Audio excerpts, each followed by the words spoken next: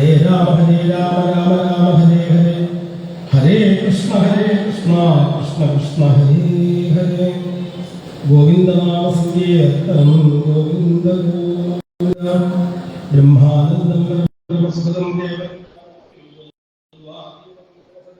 ദേവസ്യാദിലക്ഷ്യം ഏകം നിത്യം വിമലമജനം സർവധീ സാക്ഷിഭൂതം ഭാവാതീതം ത്രിഗുണരഹിതം സദ്ഗുരും തം നമാമി. സർവമംഗളമംഗല്യേ ശിവേ സർവാർത്ഥസാധികേ ശരണ്യേ ത്ര്യംബകേ ഗൗരി നാരായണ നമോസ്തുതേ. സർവചൈതന്യരൂപാം താമാദ്യാവിദ്യാന്തധീമഹി ബുദ്ധിം യാമഃ പ്രചോദയാത്. ഗോവിന്ദനാമ സങ്കീർത്തനം ഗോവിന്ദ. ശ്രീമദ് ഭാഗവത സപ്താഹ യജ്ഞത്തിന്റെ 4ാം ദിവസം. ആ 4ാം ദിവസത്തെ കഥാഭാഗങ്ങളാണ് പാരായണം ചെയ്തു വരുന്നത്, അനുസ്മരിക്കുന്നത്. എത്രയോ വർഷങ്ങളിലായി സ്ഥിരമായിട്ട് നടക്കുന്ന ഒരു സപ്താഹ വിധിയാണ് ഇവിടെ. ഇതിനു മുമ്പും അനവധി തവണ കർക്കിടക മാസത്തിലെ 1ാം ദിവസമായിട്ട് നടക്കുന്ന ഈ സപ്താഹ വേദിയിൽ എത്രയോ തവണ പങ്കെടുക്കാൻ സാധിച്ചിട്ടുണ്ട്. ഒരു സപ്താഹത്തിന് വരുന്നു, പങ്കെടുക്കുന്നു എന്നാണ് അന്നൊക്കെ ആദ്യം തോന്നിയിരുന്നത്. പക്ഷെ ഇത്രയും 50ഓളം വർഷങ്ങളിലായിട്ട് നടക്കുന്ന ഒരു ഉപാസനയുടെ ഫലമായിട്ടാണ് ഇവിടെ സപ്താഹം നടക്കണമെന്നൊക്കെ അറിഞ്ഞത് കുറച്ച് വർഷങ്ങൾക്ക് മുമ്പാണ്. അങ്ങനെ കേശവന്റെ പേരിൽ വരുന്നു, പങ്കെടുക്കുന്നു എന്നല്ലാണ്ട് അതിൽ കൂടുതലൊന്നും അറിയില്ല. സ്വാമിജിയെ കുറിച്ച് പറയാനാണെങ്കിലും ഓർമ്മകളിൽ ഒന്നും ഇല്ല. സത്യത്തിൽ കണ്ടിട്ടുണ്ട്, പരിചയമുണ്ട് എന്നല്ലാതെ വേറെ ഒന്നും അദ്ദേഹത്തിനെ കുറിച്ച് പറയാനോ അറിയില്ല. എന്തായാലും ഇവിടെ അമ്മയുടെ മുമ്പിൽ അല്പം ഭാഗവത കഥകളെ അനുസ്മരിക്കാൻ കിട്ടിയൊരു അവസരം വളരെ ഭാഗ്യമായിട്ട് കണക്കാക്കിക്കൊണ്ട് ആ വിഷയത്തിലേക്ക് പ്രവേശിക്കാം. ശ്രീമദ് ഭാഗവതം നമുക്കറിയാം, 12 സ്കന്ധങ്ങൾ, 335 അധ്യായങ്ങൾ, 3 ദിവസത്തെ കഥാഭാഗങ്ങൾ നമ്മൾ പാരായണം ചെയ്തു അനുസ്മരിച്ചു. ഇന്നലെ വളരെ ഘോരമൂർത്തിയായ ആ ഭഗവാന്റെ നരസിംഹാവതാരത്തെയാണ് നമ്മൾ കേട്ടത്. ആ നരസിംഹമൂർത്തിയെ ശാന്തനാക്കാൻ വേണ്ടി പ്രഹ്ലാദൻ വളരെ മനോഹരമായിട്ട് സ്തുതിച്ചതും തുടർന്ന് സനാതനധർമ്മത്തെ കുറിച്ചും വർണ്ണിച്ചുകൊണ്ടാണ് ഇവിടെ 7ാമത്തെ സ്കന്ധം സമർപ്പിച്ചത്. 8ാമത്തെ സ്കന്ധം ആരംഭിക്കുമ്പോൾ ഭാഗവത ലക്ഷണങ്ങളിൽ പ്രസിദ്ധമായ മന്വന്തരം എന്ന ലക്ഷണത്തെ പറഞ്ഞു തരികയാണ് 9ാം സ്കന്ധം. ഈ 8ാം സ്കന്ധം 14 മന്വന്തരങ്ങളാണ് എന്ന് നമ്മൾ കേട്ടു. അതിൽ 1ാമത്തെ മന്വന്തരം സ്വയംഭു മന്വന്തരത്തെ ഇവിടെ ആരംഭിക്കുന്നതിനെയാണ് സ്വയംഭുവസ്യേഹ ഗുരോ വംശോയം വിസ്തരാച്യുതഃ എത്ര വിശ്വസജാം സർഗോ മന്വന്യാൻ വധസ്വന. മറ്റു മന്വന്തരങ്ങളെ കുറിച്ചും കേൾക്കണം എന്നിവിടെ ആവശ്യപ്പെടുകയാണ് പരീക്ഷ. അപ്പോ ഓരോ മന്വന്തരത്തിലെ കഥകളെയും ഇവിടെ പറയാനായിട്ട് ആരംഭിക്കുക. ആദ്യത്തെ മന്വന്തരം എന്ന് വെച്ചാൽ തന്നെ പ്രധാനമായിട്ടും 6 ഘടകങ്ങൾ ചേർന്നതാണ് എന്ന് പറയാറുണ്ട് ആചാര്യന്മാര്. മനുവിന് മാറ്റം സംഭവിക്കും. അതേപോലെ മനുപുത്രന്മാർക്ക്, ദേവന്മാർക്ക്, ദേവേന്ദ്രന്, സപ്തഋഷികൾക്ക്, അതേപോലെ ഭഗവാന്റെ ഓരോ അവതാരവും ഓരോ മന്വന്തരത്തിലുണ്ടാവും. എന്നിങ്ങനെ 6 ഘടകങ്ങൾ ചേർന്നാലാണ് ഒരു മന്വന്തരം. ആണ് ആദ്യത്തെ മന്വന്തരം സ്വയംഭു മന്വന്തരം. ആ മന്വന്തരത്തിലെ കഥകളെ പുത്രന്മാരായ പ്രിയപ്രദന്റെയും ഉത്താനവാദിന്റെയും കഥകള് ഇവിടെ വിസ്തരിച്ച് വർണ്ണിക്കുകയുണ്ടായി. പിന്നീട് സ്വയംഭുവിന്റെ തന്നെ കഥ സൂചിപ്പിക്കുന്നുണ്ട്. അദ്ദേഹം പത്നിയോടുകൂടി സുനന്ദായ വർഷശതം പദൈകേന ഭുവം സ്പൃശൻ തപ്യമാനസ്തപോഘോരം ഇതമന്വാഹ ഭാരത. സുഗന്ധാനദിയുടെ തീരത്ത് നിന്ന് ഒറ്റക്കാലിൽ അതൈകേന ഭൂമി സ്പൃശൻ, ഒറ്റക്കാലിൽ മാത്രം ഭൂമിയിൽ കുത്തിക്കൊണ്ടൊക്കെ തപസ് ചെയ്തതൊക്കെയാണ്. അങ്ങനെ തപസ് ചെയ്യുന്ന സ്വയംഭവനുടെ ഉള്ളിൽ ഭഗവത് ദർശനം ഉണ്ടായിരുന്നു. പിന്നീട് അദ്ദേഹത്തിന് പലതും ഇങ്ങനെ ഭഗവാൻ പറഞ്ഞു കൊടുക്കുന്നതല്ല, പക്ഷെ ഉള്ളിൽ നിന്നും വന്നതായിട്ടുള്ള പല വാക്കുകളും ഇവിടെ കുറച്ച് ശ്ലോകങ്ങളെ കൊണ്ട് ആദ്യത്തെ അധ്യായത്തില് കാണാൻ സാധിക്കും. പ്രധാനമായിട്ട് എല്ലാം ഭഗവാൻ തന്നെ. ഭഗവാൻ നമുക്ക് ഇവിടെ ജീവിക്കുന്ന സമയത്ത് നമുക്ക് അനുഭവിക്കാനായിട്ട് പലതും വന്നിട്ടില്ല, അത് അനുഭവിച്ചോളാം. പക്ഷെ അതിൽ അഹങ്കരിച്ച് ഇതൊക്കെ ഞാൻ ഉണ്ടാക്കിയതാണ്, അതുകൊണ്ട് ഞാൻ തന്നെ അനുഭവിക്കേണ്ടതാണ് എന്നുള്ള ഭാവത്തിനെ കൂടെ ജീവിച്ചു കഴിഞ്ഞാൽ അത് അധഃപതനത്തിന് കാരണമാവും. ഭഗവാൻ തന്നതിനെ സ്വീകരിക്കുക, തിരിച്ച് ഭഗവാന് തന്നെ ഇത് കൊടുക്കുക. എല്ലാം ഭഗവാന്റെയാണ് എന്നുള്ള ഒരു ദർശനം അവിടെ അദ്ദേഹത്തിന് ഉണ്ടായിരുന്നു. ഇതൊക്കെ ജനങ്ങളോട് പറയാണ് സ്വയംഭവനും. അതുകൊണ്ട് ആ ഭഗവാനെ തന്നെ ഭജിച്ചുകൊണ്ടേയിരിക്കൂ എന്നിങ്ങനെ ആ സ്വയംഭവനോടുണ്ടായ ദർശനത്തെ ഇവിടെ വർണ്ണിച്ചു.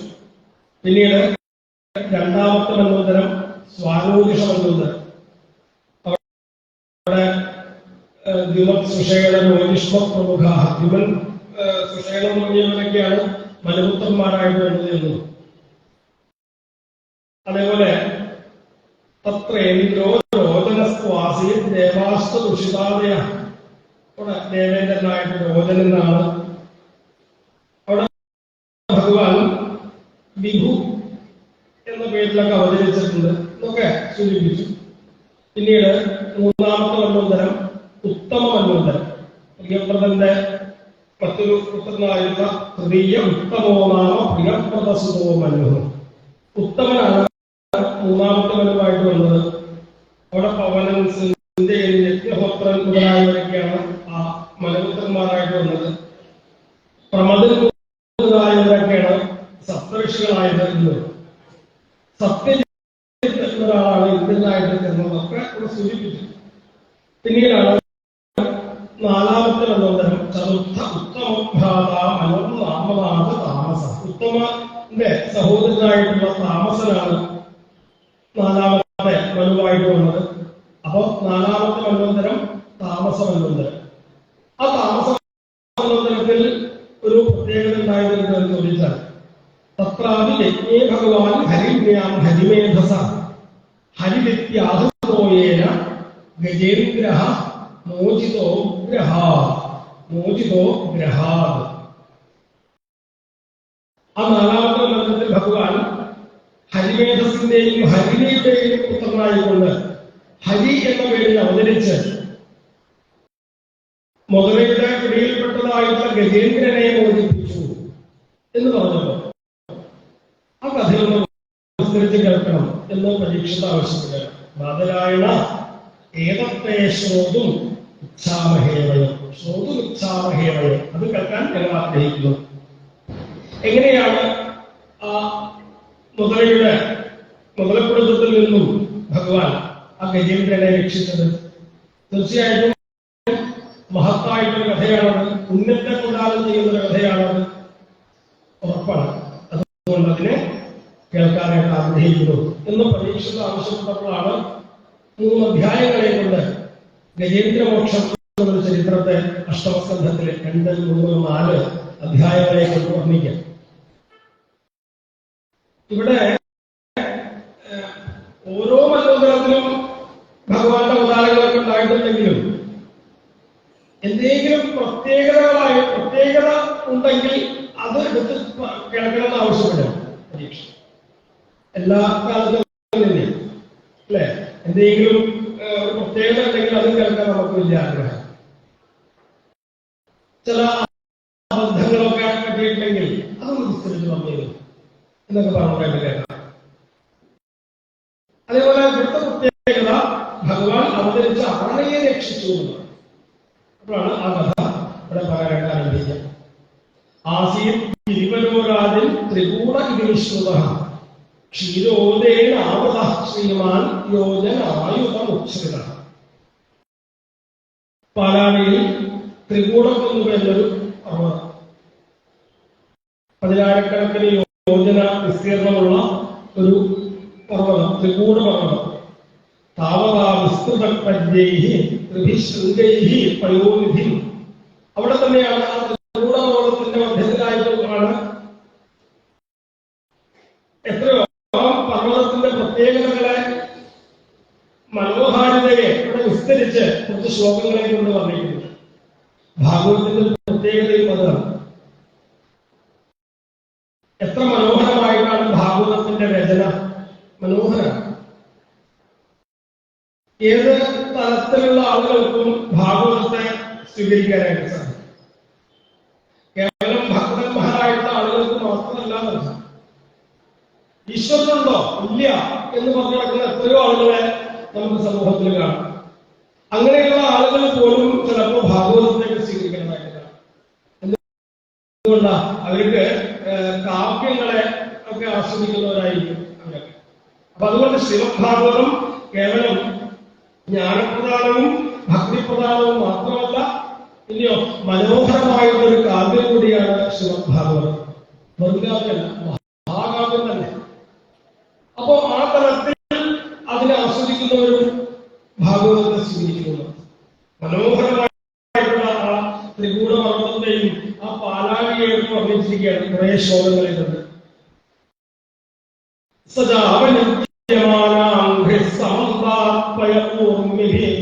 കരോതി ശ്യാമളാം ഭൂമി ഹരിന്മരകഥാശ്മഭി. അവിടുത്തെ ആ പർവ്വതത്തിന്റെ അടുത്തുള്ള പല ഉദ്യാനങ്ങള്, അതേപോലെ വൃക്ഷലതാദികളെ ഒക്കെ വിസ്തരിച്ച് പറഞ്ഞിരിക്കുകയാണ്. അവിടെ ചില ഗുഹകളൊക്കെ കാണാം. സിദ്ധകാരണഗന്ധർവ വിദ്യാധരമഹോദരികൈഹി ഇന്നലയിൽ അക്ഷരോഭിഷ്ടക്രീഡഭ്യർദുഷ്ടകന്ധര. സിദ്ധ ചാരണ ഗന്ധർവന്മാരൊക്കെ ആ ഗുഹകളിൽ നിന്നൊക്കെ ഭഗവാന്റെ കഥകളിയൊക്കെ പാടാറുണ്ട്. അങ്ങനെയുള്ള പ്രത്യേകതകളൊക്കെ എന്നെ വർണ്ണിച്ചു.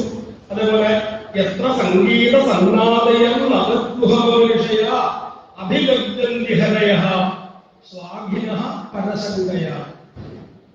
ഈ മനോഹരമായിട്ടുള്ള ഈ സിദ്ധകാരണ ഗന്ധർവന്മാരുടെയൊക്കെ ഗാനങ്ങളൊക്കെ കേട്ടു കഴിഞ്ഞാൽ ഈ ഗുഹകളുടെ അടുത്തൊക്കെ വലിഞ്ഞു നിൽക്കുന്നതായിട്ടുള്ള ഹരയഃ സിംഹങ്ങളൊക്കെ ഒട്ടങ്ങനെ ഗർജിക്കുന്നതാണ്. ഇവിടെ മറ്റൊരു സിംഹം ഒക്കെ നമ്മളെ ഉപദ്രവിക്കാനോ മറ്റു സിംഹങ്ങളൊക്കെ ഇവിടെ ഒന്ന് കൂടിയിട്ടുണ്ടോ എന്ന് അറിയാൻ വേണ്ടി ഉറക്കങ്ങനെ ഗർജിക്കുന്നതായിട്ടൊക്കെ കാണാം. അപ്പൊ അങ്ങനെയുള്ള ഓരോ രംഗങ്ങളും ആ പ്രദേശത്തായിട്ട് കാണാം. അവിടെയാണ് തസ്യദ്രോണ്യാം ഭഗവതോ വരുണസ്യ മഹാത്മനഃ ഉദ്യാനമൃതുമന്നാമ ആക്രീഡം സുരയോഷിതാം. അവിടെയാണ് മഹാത്മാവായിട്ടുള്ള ജലദേവതയായിട്ടുള്ള വരുണന്റെ ഋതുമത്ത് എന്ന് പേരുള്ള ഉദ്യാനവും അവിടെ കാണാനാവും. ഋതുമത്ത് എന്ന് പേരുള്ള മനോഹരമായിട്ടുള്ള ഉദ്യാനം, അതിനെയും ഇവിടെ വിസ്തരിച്ച് പറഞ്ഞിരിക്കുന്നുണ്ട്. ഋതുമത്തിലേക്ക് അവിടെയാണ് ദേവസ്ത്രീകളൊക്കെ ആക്രീഡം സുരയോഷിത. ദേവസ്ത്രീകളൊക്കെ ക്രീഡ സ്ഥലമാണ് ആ ഋതുമത്ത് എന്നുള്ള ഉദ്യാനം. അവിടെ എത്രയോ ചൂതൈഹി പ്രിയാളൈഹി പനസൈഹി ആമ്രൈഹി ആമ്രാതകൈരപി എത്രയോ വൃക്ഷലതാദികളൊക്കെ അവിടെ മനോഹരമായിട്ട് കാണാം. സമുദ്രമൊക്കെ തിരമാലകളെ കരയ്ക്ക് എന്ന സമയത്ത് അതിൽ ചില പച്ചപ്പോട് കൂടിയ ചില ചെടികളൊക്കെ ഇങ്ങനെ വരുന്നതാണ്. അതിന്റെയൊക്കെ ശോഭ കൊണ്ട് തന്നെ ആകെ ഒരു പച്ചപ്പാണ് അതിന്റെയൊക്കെ.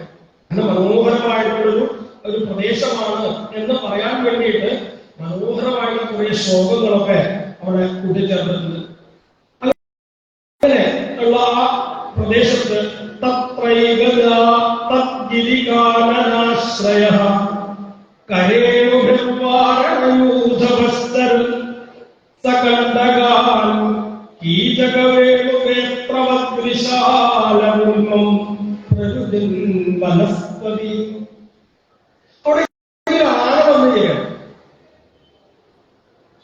ഏതാനയാണെന്ന് ചോദിച്ചാൽ വെറും ഒരു ആനയല്ല. 4-ാമത്തെ അധ്യായത്തിൽ പറയും ഏത് ആനയാണ്, ആരാണ് ആനയായിട്ട് വന്നതെന്നൊക്കെ പറയും. അഗസ്ത്യ മഹർഷിയുടെ ശാപം നിമിത്തം ഇന്ദ്രദ്യുമ്ന ഇന്ദ്രദ്യുമ്നൻ എന്നൊരു പാണ്ഡ്യരാജാവ് അദ്ദേഹം ചന്ദ്രകലത്തിൽ ഇരുന്ന് ഈശ്വരഭജനം ചെയ്തുകൊണ്ടിരിക്കുമ്പോഴാണ് അഗസ്ത്യ മഹർഷി ശിഷ്യഗണങ്ങളോട് കൂടിയിട്ട് അവിടേക്ക് എത്തിച്ചേർന്നത്. പക്ഷെ അഗസ്ത്യ മഹർഷി വന്നത് ഇന്ദ്രദ്യുമ്നൻ കണ്ടില്ലേ, കണ്ണടച്ചുകൊണ്ട് ധ്യാനത്തിലിരിക്കുകയായിരുന്നു. അപ്പൊ തന്നെ പോലെ ആരാധ്യനായിട്ടുള്ള ഒരാൾ വന്നിട്ട് ശ്രദ്ധിക്കാതെ എന്ന് കണ്ടപ്പോ ദേഷ്യം വന്നു അഗസ്ത്യന്.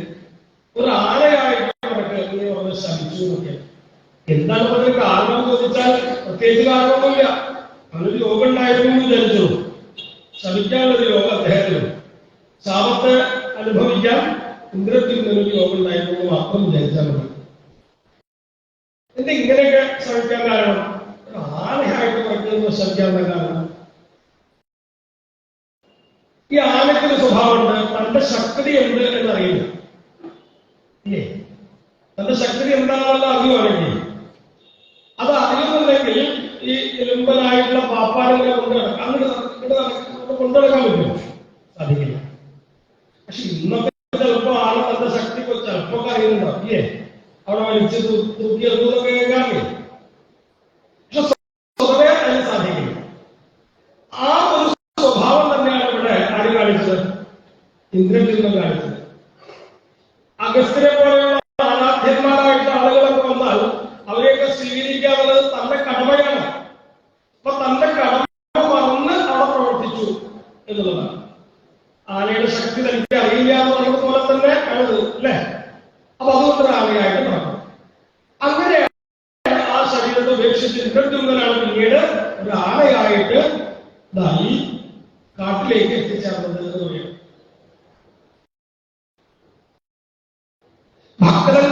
ഇന്ദ്രദ്യുമ്നൻ ഭക്തനായിരുന്നു. ഭക്തന്മാർ എവിടെ ചെന്നാലും അവിടെ ഉണ്ടാവും ആദ്യ സ്ഥാനത്തുള്ള. കാട്ടില് ആനകളുടെ രാജാവായിട്ട് മാറി. അനവധി ആനകൾ കാട്ടിലുണ്ട്. ക്രമേണ കാട്ടിലെ തന്നെ രാജാവായിട്ട് മാറാണ് ഈ ആന. അപ്പൊ ഗജേന്ദ്രൻ എന്ന് വിളിക്കും. കാട്ടിലെ രാജാവാരാണ്? കാട്ടിലെ രാജ സിംഹമാണ് സ്വതവേ, അല്ലേ? പക്ഷെ ഇപ്പോ അല്ലാതെ എന്റെ ഗജേന്ദ്രനാണ് കാട്ടിലെ രാജാവ്. സിംഹങ്ങൾക്ക് പോലും ഭയമാണ്. ധരയോ ഗജേന്ദ്രാദ്യാഘ്രാതയോ വ്യാളമൃഗാസ്തഖഡ്ഗാ മഹോരഗാസ്താഭയാദ്രവന്തി സഗൗരകൃഷ്ണാശരഭാസ്തമന്യഃ. ദുഷ്ടമൃഗങ്ങളൊക്കെ, കാട്ടിലുള്ള ദുഷ്ടമൃഗങ്ങൾക്കൊക്കെ ഗജേന്ദ്രനെ കണ്ടാൽ ഭയമാണ്.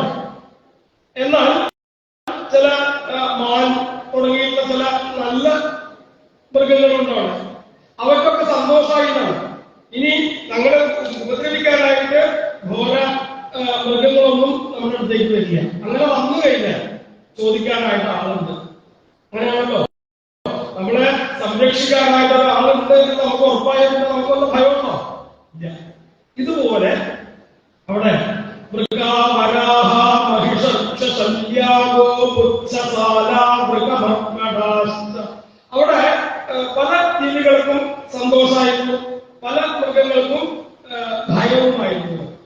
അങ്ങനെ ആ കാട്ടിലെ രാജാവായിട്ട് ഇങ്ങനെ വസിക്കുമ്പോഴാണ് ഒരു വലിയ വരൾച്ച വന്നു എന്നു. ആർക്കും വെള്ളമില്ലാണ്ട് ജീവിക്കാൻ പറ്റില്ല, പക്ഷെ ആളുകൾക്ക് ഒട്ടും പറ്റില്ല. എന്ത് ചെയ്തു? എല്ലാവരും കൂടി ഗജേന്ദ്രനെ ശരണം പ്രാപിച്ചു. ദാഹിച്ചിട്ട് വയ്യ, വെള്ളം കുടിക്കാൻ തരണേ എന്നൊക്കെ പറഞ്ഞു. പക്ഷെ എവിടെയും വെള്ളം കാണുന്നില്ല. അങ്ങനെ സഞ്ചരിക്കുമ്പോഴാണ് എവിടെ നിന്നോ താമരപ്പൂവിന്റെ ഗന്ധം വന്നു. താമരപ്പൂവിലെ ഗന്ധം ഉണ്ടോ? താമരപ്പൂവിന് ഒരു പനിനീർ പൂവിന്റെ ഒക്കെ ഗന്ധം ഉണ്ടാവും, ഉണ്ടാവില്ല? അല്ലെങ്കിൽ ഒരു എന്താ പറയാ, ചമ്പകത്തിന്റെ ഒക്കെ ഗന്ധം താമരപ്പൂവിലുണ്ടോ? ഉണ്ടാവില്ല. എന്നാലും ചെറിയ ഗന്ധമുണ്ട്. അടുത്ത് ചെന്നാലേ അറിയുള്ളൂ താമരയുടെ ഗന്ധം, അല്ലെ? നോക്കൂ, താമരയുടെ ഗന്ധം മൂക്കിലേക്ക് വന്നു എന്ന് പറഞ്ഞു കഴിഞ്ഞാൽ ആനയുടെ ഘ്രാണശക്തിയെ കാണിക്കാം. എത്ര ദൂരെയുള്ള ഗന്ധമാണെങ്കിലും അത് അനുഭവിക്കാനായിട്ട് ആർക്ക് സാധിക്കും? ആനകൾക്ക്. അപ്പോ താമരപ്പൂവിന്റെ ഗന്ധം ഉണ്ടെങ്കിൽ എവിടെയോ താമര ഉണ്ട്, അല്ലെ? താമര ഉണ്ടെങ്കിൽ തീർച്ചയായിട്ടും ഉണ്ടാവും അവിടെ ജലവും ഉണ്ടാവും. അപ്പൊ ആ ഗന്ധം എവിടെ ഉണ്ടാവുന്നതാണ്. അങ്ങനെ പോയി മനോഹരമായിട്ടൊരു തടാകത്തിലേക്ക് ആ ആനകളൊക്കെ എത്തിച്ചേർന്നു എന്ന് പറയാം. വെള്ളം കണ്ടെത്തുന്ന ആനകള് അല്ലെങ്കിൽ ചാട്ടി കണ്ടെത്തില്ലേ? പക്ഷെ ഗജേന്ദ്രൻ പറയാണ് ആനകളോടൊക്കെ പറഞ്ഞു ഇറങ്ങാനായിട്ട്. അവിടെ കൂട്ടത്തിലുണ്ടായിരുന്ന കുട്ടി ആനകളൊക്കെ ഇറങ്ങി ആ ജലാശയത്തിലേക്ക്. കൂടെ ആരിറങ്ങി? ഗജേന്ദ്രനും ഇറങ്ങി. എന്നിട്ട് ആ കുട്ടി ആനകൾക്കൊക്കെ വേണ്ട ജലം ധാരാളം കുടിക്കാൻ കൊടുത്ത്, അല്ലെ, നന്നായിട്ട് കുളിപ്പിച്ച് ഒക്കെ ആ കുട്ടിയാളുകളൊക്കെ കരയ്ക്ക് കയറ്റി നിർത്തി. ഇവിടെ പറയും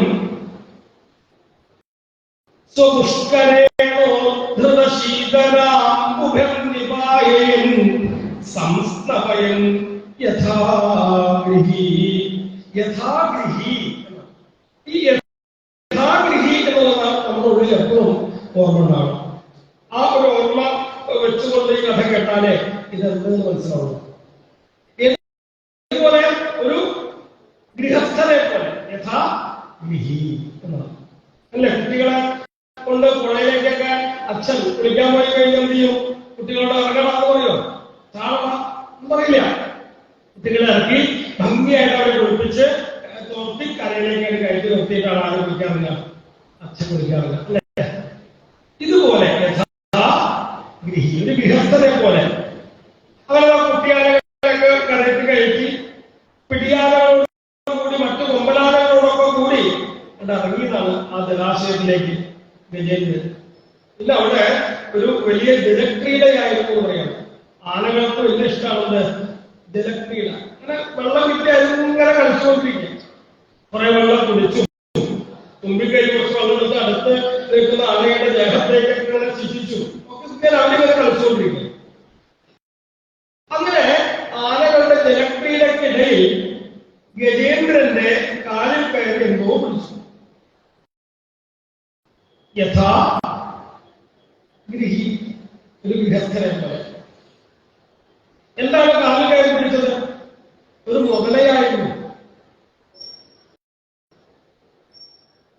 അങ്ങനെ കുറെ കഴിഞ്ഞപ്പോ മുതലയുടെ പിടുത്തത്തിൽ നിന്നും ആ മുതല പിടിക്കാൻ വേണ്ടിയിട്ട് കാലൊക്കെ ഒന്ന് കൊടുത്തു നോക്കി. പക്ഷെ മുതല പിടുത്തപ്പെടുന്നില്ലേ? കൂടുതലായിട്ട് ഇങ്ങനെ ജലത്തിലേക്ക് ഇങ്ങനെ താഴ്ത്തിക്കൊണ്ടു പോവാണ് ഗജേന്ദ്രൻ. അപ്പൊ എന്തായി? കൂടെ ഉണ്ടായിരുന്ന ആനകൾക്ക് എന്തോ അന്തികേടെന്ന് മനസ്സിലായി. ആ ആനകളൊക്കെ രക്ഷിക്കാനായിട്ട് ശ്രമിക്കുന്നു. പക്ഷെ അവർക്കും സാധിക്കില്ല. കുറച്ചു കഴിഞ്ഞപ്പോ കൂടെ ഉണ്ടായിരുന്ന ആനകളൊക്കെ കരയ്ക്ക് കയറി. യഥാഗൃഹി. അതൊക്കെ നമ്മുടെ ജീവിതത്തിൽ ഉണ്ടാവുന്ന കഥകളല്ലേ, അല്ലെ? ഈ പല പല കർമ്മപ്രാരബ്ധങ്ങളുടെ ഇടയിൽ പെട്ടിങ്ങനെ ജീവിക്കുന്ന സമയത്ത് അതിൽ നിന്നൊക്കെ പുറത്തേക്ക് വരണമെന്ന് ആഗ്രഹത്തിന് പക്ഷെ സാധിക്കുന്നില്ല. പ്രഹ്ലാദം പറഞ്ഞ പോലെ പ്രിയ ആപ്രിയ വിയോഗ സയോഗ ജന്മശോകാഗ്നിന സകലയോ ശുദ്ധിക്യമാന. നമുക്കൊക്കെ ആഗ്രഹമുണ്ട്. ഈ ജീവിതത്തിൽ ജീവിക്കുന്നതിനിടയിൽ പല ദുസ്വഭാവങ്ങളും നമ്മൾ നേടിയെടുത്തിട്ടുണ്ട്. എന്തെങ്കിലും ദുസ്വഭാവം എല്ലാവർക്കും ഉണ്ടാവും. എനിക്കില്ല എന്നാണ് പറയുന്നത്. ഒരു ചായ കുടിക്കണമെങ്കിൽ അത് ദുസ്വഭാവമായിട്ട് കിടക്കാം. അപ്പൊ ഇതൊക്കെ ഈ ദുസ്വഭാവങ്ങളൊക്കെ നമ്മുടെ ഉള്ളിൽ നിന്ന് പോകണം എന്ന് നമുക്ക് ആഗ്രഹമുണ്ട്. പക്ഷെ അത് പോകുന്നില്ല. പിന്നെയോ നല്ലതൊക്കെ നമ്മുടെ ഉള്ളിലേക്ക് വരണം എന്നും നമുക്ക് ആഗ്രഹമുണ്ട്. അതുണ്ടാവുന്നില്ല. പോകേണ്ടത് പോകുന്നില്ല, വരേണ്ടത് വരുന്നില്ല. ഇതൊരു വലിയ ദുഃഖമാണ്. പ്രിയ പ്രിയ വിയോഗ സയോഗ ജന്മശോകാഗ്നിന. ഈ ശോകാഗ്നിയിൽപ്പെട്ട് ദഹിച്ചു പോവാണ് നമ്മൾ ഓരോരുത്തരും. ഈ കർമ്മപ്രാരബ്ധങ്ങളുടെ ഇടയിൽ പെട്ടിങ്ങനെ ഈ ശോകാഗ്നിയിൽപ്പെട്ടിങ്ങനെ ദഹിച്ചു പോവാണ്. അവിടെ പ്രഹ്ലാദം പറയുന്നുണ്ട്, ഈ ശോകാഗ്നിയിൽ നിന്ന് രക്ഷപ്പെടാനുള്ള മാർഗം എന്ത്? ദുഃഖ ഔഷധം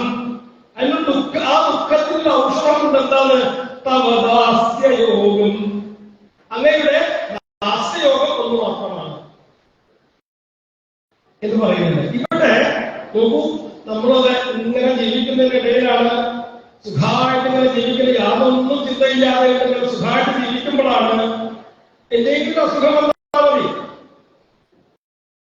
അല്ലേ? ഇത് ഇത്രയും നാള് ഈശ്വരനൊന്നുമില്ല, ഈശ്വര ചിന്തയോടുകൂടി ഒന്നുമല്ല ജീവിച്ചിരിക്കാതെ അങ്ങനെ ഒരാൾക്ക് ഒരു രോഗം വന്നു വിചാരിക്കും, ഒരു മാറാരോഗം, ഇനി ഇതിൽ നിന്ന് രക്ഷപ്പെടുമെന്ന് തോന്നുന്നില്ല എന്ന് വൈദ്യൻ പറഞ്ഞാൽ പിന്നെ അങ്ങനെയുള്ള അവസ്ഥ പിന്നെ അമ്പലത്തിൽ നിന്ന് പോവുകയില്ല. അതുവരെ ആൾക്ക് അമ്പലവും ഈശ്വരനൊന്നുമില്ല അല്ലെ? എത്രയോ ആളുകളെ നമ്മുടെ അനുഭവത്തിൽ തന്നെ കാണാൻ സാധിക്കും. എല്ലാവർക്കും ഉണ്ടാവും ഇങ്ങനെ ഒരു അനുഭവം പറയാം, ഓരോരുത്തരെ കുറിച്ച് പറയുന്നുമല്ല, പക്ഷെ ഉണ്ടാവും. അങ്ങനെ ഒരു അസുഖം വന്നു കഴിഞ്ഞാൽ കുറച്ചാളുകളൊക്കെ നമ്മൾ ആദ്യമൊക്കെ കുറച്ചാൾ നോക്കാനൊക്കെ ആയിട്ടുണ്ടാവും. ഈ വന്ന അസുഖം മാറുന്ന ഉറപ്പുണ്ടെങ്കിൽ ആരെങ്കിലൊക്കെ ശുശ്രൂഷിക്കാനുണ്ടാവും. അല്ലെങ്കിൽ ഇയാളെ കഴിഞ്ഞു പോയാൽ അയാളുടെ കയ്യിലുള്ളത് മുഴുവൻ ലഭിക്കും എന്ന് കരുതി ശുശ്രൂഷിക്കുന്നവരും ഉണ്ടാവും. ഇതൊന്നുമില്ലെങ്കിലും ആരെങ്കിലും ശുശ്രൂഷിക്കാൻ കഴിയുമോ? ഉണ്ടാവില്ല. അതുകൊണ്ട് ആ കൂടെയുള്ള ആളുകളൊക്കെ അവിടെ നിന്ന് പിരിഞ്ഞു പോയി. ഇതുപോലെയുള്ള മുതലകൾ ഇനിയും ഉണ്ടെങ്കിൽ അവ നമ്മുടെ കാലിൽ പിടിക്കുന്ന കരുതി ആ ആളുകളൊക്കെ അവിടെ രക്ഷപ്പെടണം. യഥാ ഗൃഹസ്ഥന്റെ അവസ്ഥ ഇത് തന്നെയാണെന്ന് പറയാം. ഇനി തന്നെ രക്ഷിക്കാൻ ഇവർക്കൊന്നും ആവശ്യമില്ല. തന്നെ രക്ഷിക്കാൻ ആർക്കെങ്കിലും സാധിക്കുമോ എന്ന് ചിന്തിച്ചപ്പോൾ ചിന്തിച്ചപ്പോ എന്തായി? ആരുണ്ട് തന്നെ രക്ഷിക്കാൻ? ആരുണ്ട്? ഭഗവാനല്ല. ഭഗവാനിന്റെ മുക്തത്തില്ല. തന്നെ രക്ഷിക്കാൻ തനിക്ക് തന്നെ സാധിക്കില്ല. പിന്നെ അവരുടെയൊക്കെ ആവശ്യം. അങ്ങനെ ആ മുതലയുടെ പിടുത്തത്തിൽ നിന്ന് രക്ഷപ്പെടാനായിട്ട് ശ്രമിക്കും തോറും കൂടുതലായിട്ട് ഇങ്ങനെ വെള്ളത്തിലേക്ക് താഴ്ന്നു പോവാണ്. അപ്പോഴാണ് കൂടുതലായിട്ട് ചിന്തിച്ചത് ഇനി ആരെങ്കിലും സാധിക്കുമോ? അപ്പോഴാണ് ഭഗവാന് മാത്രമേ സാധിക്കുള്ളൂ എന്ന് ഓർമ്മ വന്നത്. ആ ഭഗവത് ചിന്ത വന്ന സമയത്ത് മുജ്ജന്മ സ്മരണയും വന്നു ചേർന്നു. മുജ്ജന്മത്തിനായി ഉണ്ടക്കിന്തൻ എന്ന പണ്ടുകാലമായിരുന്നു. എത്രയെത്രയോ സ്തോത്രങ്ങളെ കൊണ്ടൊക്കെ ഭഗവാനെ ഭജിച്ചിട്ടുണ്ട്. ആ സമയത്ത് സ്തോത്രങ്ങളൊക്കെ ഓർമ്മ വന്നു. ആ മനോഹരമായുള്ള സ്തോത്രങ്ങളെ കൊണ്ടൊക്കെ ആ വെള്ളത്തിലേക്ക് പൂർണ്ണമായിട്ടും താന്നു പോകാറായിരിക്കണം. എന്നാലും ആ ഭഗവാനെ സ്തുതിക്കുന്നതായിട്ടുള്ള ആ ഗജേന്ദ്രന്റെ സ്തുതി ഇവിടെ കാണാനായിട്ട് സാധിക്കും. ഈ ലോകത്തിന് മുഴുവൻ ചൈതന്യം ഉണ്ടാവുന്നത് ഭഗവാന്റെ സാന്നിധ്യം കൊണ്ടാണ്. ഭഗവാന്റെ സാന്നിധ്യം ഈ ലോകത്തിൽ കാണുന്ന ഓരോ വസ്തുവിലും ഇല്ലെങ്കിൽ അതിനൊന്നും ഒരു ചൈതന്യവും ഉള്ളതായിട്ട് കാണാൻ സാധിക്കില്ല എന്ന് പറയാം. ഭഗവത് ചൈതന്യം ഇല്ലാത്തത് നമ്മൾ എന്ത് പറയും? ജഡമെന്നാണ് പറയാം. ഇപ്പോ മൈക്കുണ്ട്, അതേപോലെ ഫാനുണ്ട്, ഒക്കെ ഉണ്ട്. പക്ഷെ ഇതൊക്കെ പ്രവർത്തിക്കണമെങ്കിൽ എന്തുണ്ടാവണം? വൈദ്യുതി ഉണ്ടാവണം. ആ വൈദ്യുതിയാണ് ഈശ്വരൻ. അപ്പൊ ഈശ്വര ചൈതന്യം ഈ ലോകത്ത് കാണുന്നുണ്ടെങ്കിൽ ആ ചൈതന്യത്തിന് കാരണം ഈശ്വരനാണ്. അതിനെയാണ് ഭഗവാനെ ബ്രഹ്മാദി ദേവന്മാർക്ക് പോലും മനസ്സിലാക്കാൻ സാധിക്കുന്നില്ല എന്നുള്ള നിലയ്ക്ക് ഇനിയിപ്പോ എനിക്ക് ആ ഭഗവാനെ അറിയാനായിട്ട് സാധിക്കുമെന്നാണെങ്കിൽ ആശ്രയിച്ചു കഴിഞ്ഞാൽ ആ ഭഗവാനെ അങ്ങയെ അറിയാനായിട്ട് സാധിക്കും. പറയുന്നുണ്ട് ഭഗവാനെ അങ്ങയെ സംബന്ധിച്ചുള്ള വിദ്യതേ ജന്മ കർമ്മ നാമരൂപേ ഗുണദോഷഹേനവ. ഭഗവാനെ അങ്ങയെ സംബന്ധിച്ച് ജനിക്കാനോ മരിക്കാനോ അല്ലെങ്കിൽ പേരുകൾ സ്വീകരിക്കാനോ പേരുകൾ ഇല്ലാതെ ഇരിക്കാനോ ഒന്നും അങ്ങയെ സംബന്ധിച്ചൊരു അവകാശമില്ല, അതിന്റെ ആവശ്യമില്ല. എന്നാൽ ഭഗവാൻ പല പല പേരുകളെ സ്വീകരിച്ചുകൊണ്ട് ശ്രീകൃഷ്ണനായിട്ടും ശ്രീരാമനായിട്ടും വരാഹമൂർത്തികൾ പല പല പേരുകളെ സ്വീകരിച്ചുകൊണ്ട് ഈ ലോകമാകുന്ന വേദിയിൽ ഭഗവാൻ പ്രത്യക്ഷപ്പെടുന്നുണ്ട്. എന്തിനു വേണ്ടിയിട്ടാണ്? നമ്മളെ ഓരോരുത്തരെയും അനുഗ്രഹിക്കാൻ വേണ്ടി. നമുക്കൊരു പേരുണ്ടെങ്കിലേ രൂപമുണ്ടെങ്കിലേ ഭഗവാനെ ആശ്രയിക്കാനായിട്ട് സാധിക്കുള്ളൂ എന്നുള്ളത് കൊണ്ട് ആ ഭാവത്തിൽ ഭഗവാൻ നമ്മുടെ മുമ്പിൽ വരുന്നത് മാത്രം. അല്ലാണ്ട് ഭഗവാൻ ഒന്നില്ല, നാമമില്ല, രൂപമില്ല, അതിനുള്ളവരാണ് ഭഗവാൻ അർത്ഥം. അങ്ങനെ ആ ഗജേന്ദ്ര സ്തുതി കേട്ട സമയത്ത് ഓരോ ദേവന്മാരും സ്തുതി കേൾക്കുന്നുണ്ട്. ഇപ്പൊ എന്നെയാവോ സ്തുതിക്കുന്നത് നമുക്ക് ഓരോരുത്തർക്കും തോന്നുന്നുണ്ട്. പക്ഷെ ഗജേന്ദ്രന്റെ സ്ഥിതി എന്തായിരുന്നു? കർമ്മ പ്രാരബ്ധങ്ങളിൽ ആകുന്ന ആ ബന്ധനത്തിൽ നിന്ന് എന്നെ മോചിപ്പിക്കണേ എന്നുള്ള സ്ഥിതിയായിരുന്നു. മോചിപ്പിക്കുക, അത് ഭഗവാന് മാത്രമേ സാധിക്കുള്ളൂ. ആ സമയത്തുള്ള ഭഗവാൻ ഗരുഡ ആരൂഢനായിക്കൊണ്ട് ആ താമരപ്പൊയ്കയിലേക്ക് വരികയാണ്. തന്റെ കാരുണ്യം കൂടി കൂട്ടിച്ചേർത്തപ്പോൾ എന്തായി? ആ ഗരുഡന് വേഗത കൂടി എന്ന് പറയാണ്. ഒരു താമരപ്പൂ അങ്ങനെ എടുത്ത് കണ്ണൊക്കെ അടച്ച് ഇനി കണ്ണു തുറക്കുമ്പോൾ ഭഗവാൻ എന്റെ മുമ്പിൽ ഉണ്ടാവണേ എന്നുള്ള പ്രാർത്ഥനയോടുകൂടി ആ താമരപ്പൂ അങ്ങനെ പിടിച്ച് ആ ഭഗവാനെ സ്മരണം ചെയ്യുന്ന സമയത്തുണ്ടായി ഹരിഹി ആവിലാസീത്. ആ ഗജേന്ദ്രന്റെ മുമ്പിൽ ഭഗവാൻ ആവിർഭവിച്ചു. ഹരി എന്ന പേരിൽ ഭഗവാൻ ആവിർഭവിച്ചു. പെട്ടെന്ന് താമരപ്പൂവ് ആ മുമ്പിൽ കയ്യിലുള്ള താമരപ്പൂ കൊണ്ട് നാരായണാഖില ഗുരോ ഭഗവൻ നമസ്തേ, നാരായണാഖില ഗുരോ ഭഗവൻ നമസ്തേ. ആ നാരായണാഖില ഗുരോ ഭഗവൻ നമസ്തേ എന്നുള്ള ആ ഉറച്ച പ്രാർത്ഥനയോടുകൂടി ഭഗവാന്റെ തൃപ്പാദങ്ങളിലേക്ക് ആ താമരപ്പൂ അങ്ങനെ അർപ്പിച്ചു. പെട്ടെന്ന് ഭഗവാൻ ആ മുതലയ്ക്കാണെങ്കിൽ ആദ്യമോക്ഷം കൊടുക്കുന്നു. തന്റെ ചക്രം കൊണ്ട് ആ മുതലയ്ക്ക് ഗ്രാഹത്തിന് മോക്ഷം കൊടുക്കുകയാണ്. നമ്മളെ ഓർമ്മിപ്പിക്കുന്നു ഭഗവാൻ, നിങ്ങൾക്ക് ജീവിതത്തിൽ രക്ഷപ്പെടണമെന്ന് ആഗ്രഹമുണ്ടോ? എന്നെ ഭജിക്കണ്ടോ? ഇല്ലയോ? എന്റെ ഭക്തന്മാരെ ഭജിച്ചാൽ മതി എന്ന് പറയണം.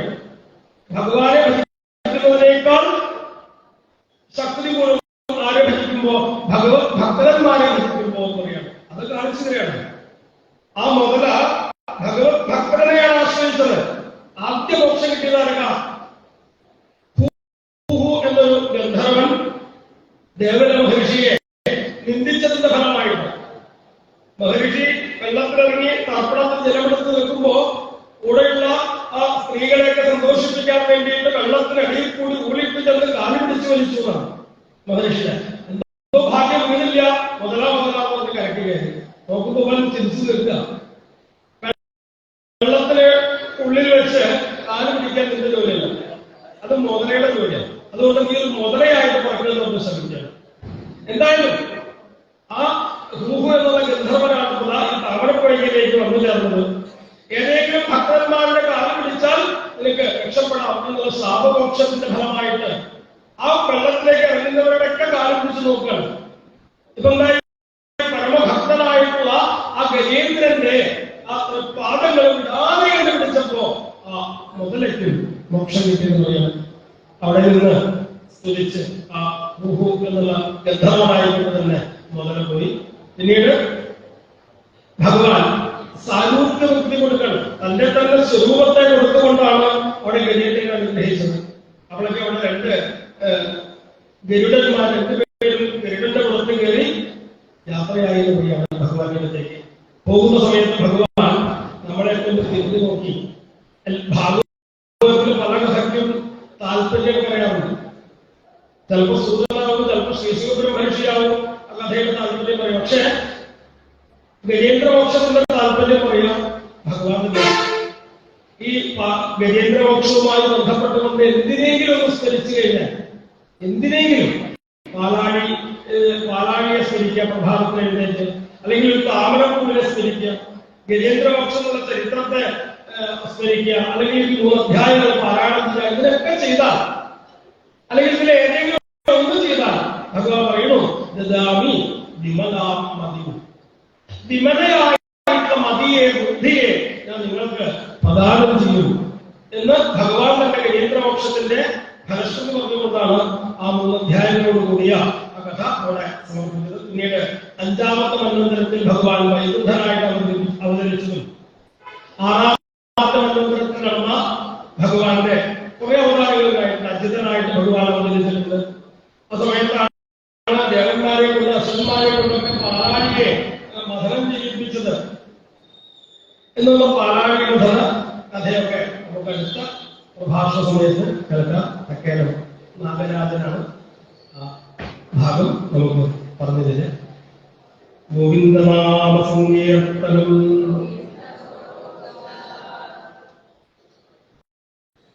ഉദ്ഘാടന സമയത്ത് എന്നെ ഇവിടെ ആദരിക്കലും പരിചയപ്പെടുത്തലും എൻ്റെ ചില ഡിഗ്രികളൊക്കെ പറയലൊക്കെ ഉണ്ടായി. ഞാൻ ബ്രഹ്മസമുദ്രത്തിൽ വേദം പഠിച്ചൊരു വിദ്യാർത്ഥിയാണ് എന്ന പോലെ തന്നെ ഇപ്പോൾ 6 കൊല്ലങ്ങളായി കൊട്ടിയൂര് ഭാരത പട്ടേരിയായിട്ടുള്ള കാലടി ശങ്കരനാരായണൻ സുഹൃത്തും ബ്രഹ്മസമുദ്രത്തിലെ വേദ പഠനം മാത്രമല്ല പിന്നീടുള്ള സ്കൂൾ പഠനം സംസ്കൃത വിഷയങ്ങളിൽ തന്നെ പഠിച്ചുകൊണ്ടുള്ള ഡിഗ്രി പോസ്റ്റ് ഗ്രാജുവേഷൻ ബി.എഡ് പിന്നെ സ്കൂളിൽ മാസമായിട്ടുള്ള ജോലി അതൊക്കെ വലിച്ചെറിഞ്ഞുകൊണ്ടാണ് പിന്നെ ഈ ഭാഗവത പ്രചാരകനായിട്ടായിരുന്നു നമ്മുടെ മുമ്പിലേക്ക് എത്തിച്ചേർന്നിരിക്കുന്നത്. ഇങ്ങനെ ഭാഗവത പ്രചാരകരായ ചെറുപ്പക്കാരെ അനവധി കൂട്ടുകാരായിട്ടുള്ളതാണ് എൻ്റെ ജീവിതത്തിലെ ഏറ്റവും വലിയ സ്വത്ത് എന്ന് പറയട്ടെ. മറ്റ് സപ്താഹങ്ങളിലേക്കൊക്കെ പോകേണ്ടത് കൊണ്ടാണ് അവർ വന്നു പോകണത്, അല്ലെങ്കിൽ അവരിവിടെ തന്നെ കൂടണം തന്നെയാണ് എൻ്റെ മോഹം. ഇനി അടുത്ത പ്രഭാഷണത്തിനായിട്ടുള്ള തെക്കേടം നാഗരാജനും അനവധി കാലങ്ങളായി സ്കൂൾ വിദ്യാഭ്യാസ കാലഘട്ടം മുതലേ ഭാഗവതത്തിന്റെ വഴികളിലേക്ക് വന്നുകൊണ്ടും വെൺമണി പരമ്പരയിൽ നാളെ ഇവിടെ സ്വയംവരം പറയാനായിട്ട് വരും കിഴക്കേടം ഹരിനാരായണൻ ബദിരി. അദ്ദേഹത്തിന്റെ കൂടെയൊക്കെ ഞാൻ കുട്ടിക്കാലം മുതലേ ഭാഗവതം കേട്ട് വായിച്ച് ഇന്ന് ആചാര്യനായിട്ട് എത്രയോ വേദികളിലേക്ക് യാത്ര ചെയ്തുകൊണ്ടേയിരിക്കുന്നു. കേരളം ഉടനീളമല്ല, ഭാരതമുടനീളം യാത്ര ചെയ്തുകൊണ്ടേയിരിക്കുന്നവരാണ് ഇവരൊക്കെ. നാഗരാജിന്റെ രാജു ഞങ്ങൾ വിളിക്കുന്ന കൂട്ടുകാരന്റെ ഡിഗ്രി സംഗീതത്തില് ബിരുദാനന്തര ബിരുദമൊക്കെ